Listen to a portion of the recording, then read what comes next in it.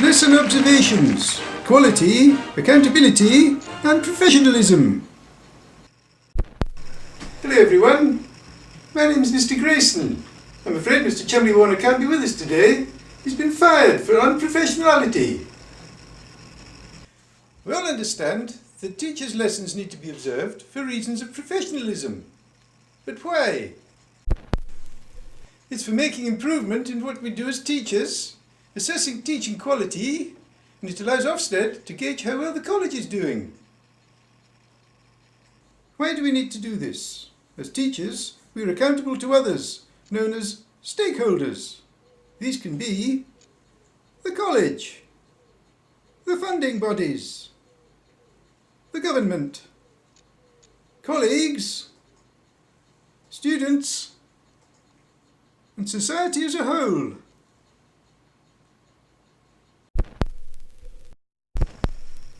As professional teachers, we can use data from observations to improve performance. So which two aspects of quality need to be monitored? Firstly, quality assurance, consistency across the board, relevancy of lesson content to today's industry requirements, effective teaching methods, differentiation and individual learning styles, effective assessment techniques, and best use of resources. Secondly, quality improvement, action research to find effective ways of enhancing teaching, CPD to improve the practice of individual teachers. Observations can be carried out by managers and administrators, and also mentors and colleagues. But what problems might we encounter when considering lesson observations? Managers and mentors might have entirely different agendas when carrying out observations.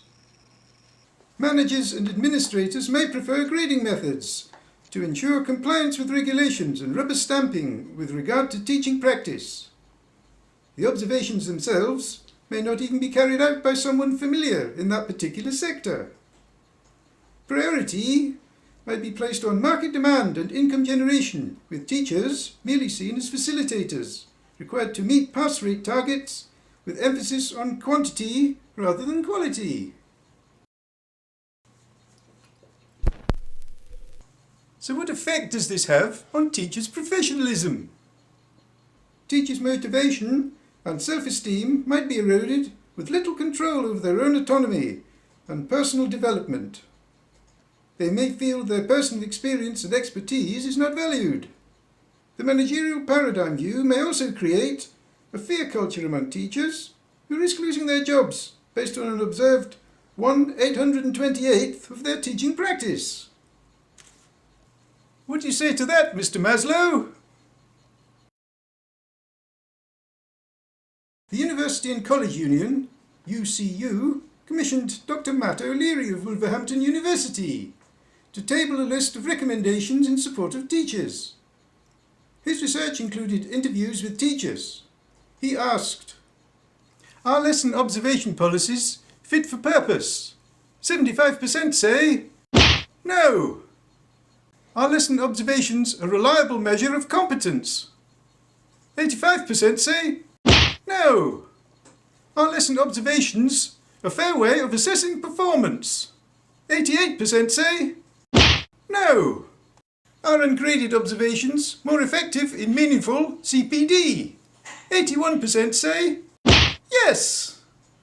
So what does this suggest would be a better way forward? Observation by colleagues with knowledge of the sector. Focus on CPD rather than grading.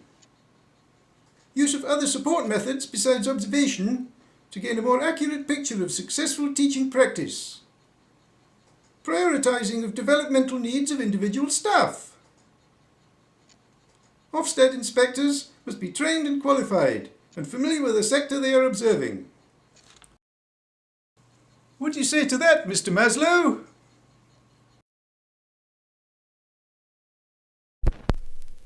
Happy teachers mean better quality.